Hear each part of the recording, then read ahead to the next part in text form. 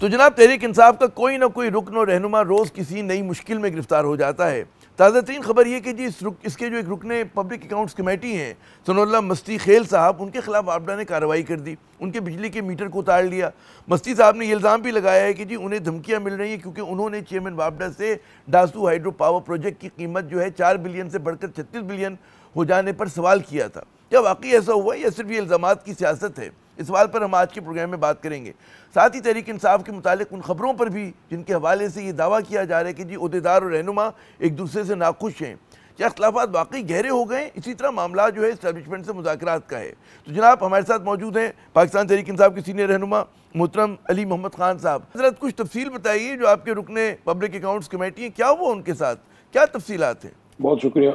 بسم اللہ الرحمن الرحیم، اللہم صلی علی محمد وعلی آلہ وصحبہ وسلم۔ پبلک اکاؤنٹس کمیٹی ایک سپریم باڈی ہے جہاں تمام سرکاری اداروں کا آڈٹ ہوتا ہے۔ کوئی بھی سرکاری افسر یا سرکاری عہدے پہ ایک ذمہ دار شخص جب وہاں آتا ہے تو وہ اس لیے نہیں آتا کہ وہ وہاں کوئی کسی نے اس کی کوئی بےعزتی کرنی ہوتی ہے یا اس کی کوئی یہاں لائن حاضری ہے، وہاں آ کے اپنی وہ چیزیں سامنے رکھ دیتا ہے کہ وہ ٹھیک ہوتا ہے، کوئی آڈٹ پیرا نہیں ہوتا، تو آرام سے چلے جاتے ہیں۔ جہاں کوئی ایشوز ہوتے ہیں تو وہاں پر سوالات ضرور اٹھتے ہیں۔ تو مستی خیل صاحب نے سوال کیا اور اس کے بعد ان کے ساتھ رات کو جو ہوا تو that was really very wrong, بڑا غلط ہوا ہے، کیونکہ اگر آپ پبلک اکاؤنٹ کمیٹی میں کسی کا بھی احتساب کی بات کریں تو آئین سے قانون سے تو بڑا کوئی نہیں ہے، تو اس کا ریئیکشن اس طرح سے آنا اور پھر پوری پبلک اکاؤنٹ کمیٹی نے جس میں حکومتی ممبران بھی ہیں اور اپوزیشن بھی ہیں، سب نے یونینیمسلی مستی خیل صاحب کو سپورٹ کیا ہے۔ اور آج اس وجہ سے جنید اکبر صاحب کی پریس ٹاک میں سن رہا تھا، انہوں نے آج وہ میٹنگ بھی اپنی نہیں کی بلکہ وہ محترم اسپیکر صاحب کے ساتھ اس پہ بات کرنا چاہیں گے کہ اگر یہ ہوتا رہے گا تو پھر پارلیمنٹ کی سب سے جو ایک بہت اہم کمیٹی ہے یہ اپنا کام جاری نہ رکھ سکے گی۔ یہ بہت اہم سوالات ہیں، بہت میں سمجھتا ہوں کہ انپریسیڈنٹڈ ہو رہا ہے، ماضی میں کبھی ایسے نہیں ہوا، لوگوں نے سخت سوالات کیے ہیں، پوچھا گیا ہے، لیکن اس کا ریئیکشن ایسا نہیں ہے۔ مستی خیل صاحب نے ان کی ریزرویشن یہ ہے کہ جیسے انہیں سوال کیا ہے تو اسی رات ان کے گھر کے ساتھ یہ سارا کچھ ہو گیا ہے۔ تو کیا وابڈا کو یا جو بھی حکومتی ادارے ہیں ان کو اس رات یہ یاد آیا کہ خدا نخواستہ کوئی مسئلہ ہے؟ مستی خیل صاحب خود کہہ رہے ہیں کہ میں تو 20 سال سے پولیٹکس میں ہوں، میں تو نہ ڈیفالٹر ہوں نہ دہندہ ہوں، تو کیوں پھر ایسے ریئیکشن آیا ہے ان کے خلاف؟ تو یہ آپ بتا رہے ہیں کہ جو پبلک اکاؤنٹس کمیٹی اس نے کنسنسس کے ساتھ کہا ہے کہ جی ہم کارروائی نہیں کریں گے، جنید اکبر صاحب نے اس کو لیڈ کیا اس بات کو؟ سب نے مستی خیل صاحب کے ساتھ اظہار یکجہتی کیا ہے، چاہے وہ حکومتی ممبران ہیں یا اپوزیشن کے، اور اسی وجہ سے آج جنید اکبر صاحب نے اور مستی خیل صاحب نے بیٹھ کے مل کے پبلک اکاؤنٹ کمیٹی کا جو آفس ہے وہاں ایک پریس ٹاک کی ہے، جہاں انہوں نے یہ کہا ہے کہ بطور احتجاج انہوں نے آج جو پروسیڈنگ تھی آج کی اس کو نہیں کیا، کیونکہ کل کے بعد آج کی پروسیڈنگز ہونی تھی، پریسیڈنگ یسٹرڈیز ایونٹس، تو انہوں نے اس کو نہیں کیا، اور محترم اسپیکر صاحب کے آنے تک انہوں نے ویٹ پہ رکھا ہے کہ وہ آئیں گے، ان کے سامنے یہ چیزیں رکھی جائیں گی کہ یا تو آپ اپنے ممبران کو تحفظ دیں یا پھر پبلک اکاؤنٹ کمیٹی میں یہ احتساب کا ڈھونگ بند کر دیا جائے، بس ٹھیک اس کو تالے لگا کے چلے جائیں کہ بھئی جو احتساب کی بات کرے گا اس کے ساتھ یہ ہوا ہے جو مستی خیل صاحب کے ساتھ ہوا ہے، یا پھر مستی خیل پہلے صاحب آپ کی نے تشفی درست کرائی فرمایا جائے۔ کہ اس قسم کے نہ الزامات لگے نہ اس قسم کی کوئی کارروائی ہوئی، تو یقیناً تحقیقات ہونی چاہیے۔ کیا وجہ ہے کہ واقعی یہ جو الزام لگانے کے وابڈا کی طرف سے کوئی اس کی وضاحت نہیں آئی کہ کیوں کیا، کیا کیا؟ کوئی اونرشپ لے گا نا کارروائی کی کہ جی ہم کر رہے ہیں یہ کام اور ان چارجز کے تحت دیکھیں کر اس رہے کی ہیں۔ تحقیقات، جی اس کی تحقیقات ہونی چاہیے، اور اسپیکر صاحب کو اور حکومت کو انشور کرنا چاہیے کہ پبلک اکاؤنٹس کمیٹی کے ہر ممبر چاہے وہ حکومتی ممبر ہے یا اپوزیشن کا ممبر ہے اس کو سیکیورٹی دی جائے، یا اس کی گھر کو یا ان چیزوں کو اس وجہ سے نشانہ نہ بنایا جائے ان کے بزنسز کو کہ وہ پبلک اکاؤنٹس کمیٹی میں احتساب کی بات کرتے ہیں۔ یہ سوال کرتے ہیں۔ اچھا میں ایک اور ایشو پہ، ہمارے پاس وقت بہت کم ہے، اگر آپ اجازت ہیں، آج کل ہم دیکھ رہے ہیں کہ اور اس کو ہم پارلیمنٹ میں بھی لے کے جائیں گے، میں بتا دوں یہ پارلیمنٹ میں یہ چیز جائے گی، اب یہ دبی نہیں رہے گی،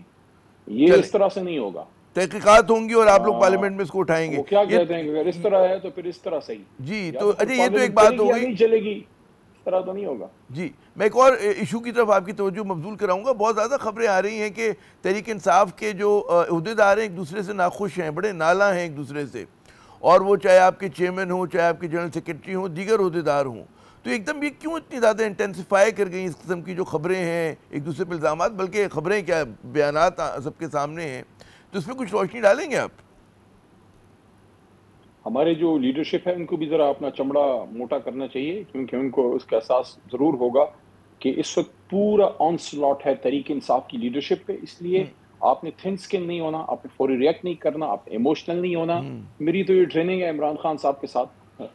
میری تو ٹریننگ ہوئی پڑی ہے، آج سے نہیں، بہت سال پہلے سے ہم ان چیزوں سے گزرے ہیں۔ لیکن جو نئی لیڈرشپ آئی ہے، علی محمد کی سپورٹ ان کے ساتھ، میرا ان میں سگا کوئی نہیں، نہ میرا کوئی چچا کا بیٹا ہے، نہ میں کسی کے ساتھ رات کی محفلوں میں بیٹھتا ہوں، میری عادت نہیں ہے، میں کام کرتا ہوں، گھر جاتا ہوں،